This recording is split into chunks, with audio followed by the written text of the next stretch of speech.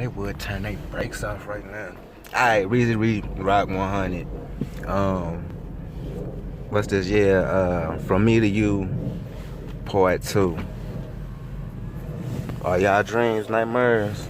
Cause I don't sleep. And so I don't know what that is, and if I do, it's damn sure gonna be a nightmare, but you let me know. And then do your research. I ain't playing, you know what I'm saying? Do your research, check up on it, and yeah, stop asking me all the questions all the time and looking at me sideways, and quit lying on me too. Yeah, 100. They will not be judged by the color of their skin, but by the content of their character. I have a dream today. I must confess that that dream that I had that day has at many points turned into a nightmare. Now, I'm not one to lose hope. I keep on hoping. I still have faith in the future.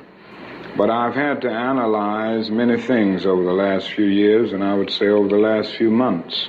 I've gone through a lot of soul-searching and agonizing moments, and I've come to see that we have many more difficult days ahead, and some of the old optimism was a little superficial, and now it must be tempered with a solid realism. And I think the realistic fact is that we still have a long, long way to go to deal with these problems. And that we are, when a nation becomes obsessed with the guns of war, it loses its social perspective, and programs of social uplift suffer. This is just a fact of history, so that we do face many more difficulties as a result of the war. It's much more difficult that makes people really insensitive. It dulls the conscience.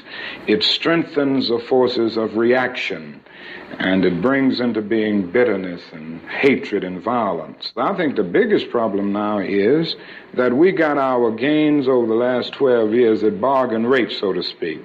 Didn't cost the nation anything. In fact, it helped the economic side of the nation to integrate lunch counters and public accommodations. It didn't cost the nation anything to get the right to vote established. And now we are confronting issues that cannot be solved without costing the nation billions of dollars. Now, I think this is where we're getting our greatest resistance. They may put it on many other things, but we can't get rid of slums and poverty without it costing the nation something. I feel that nonviolence is really the only way that we can follow, because violence is just so self-defeating.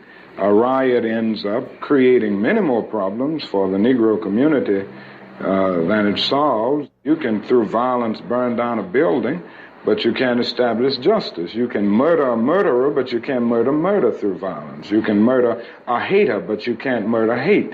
And what we are trying to get rid of is hate and injustice and all of these other things that continue the long night of man's inhumanity to man.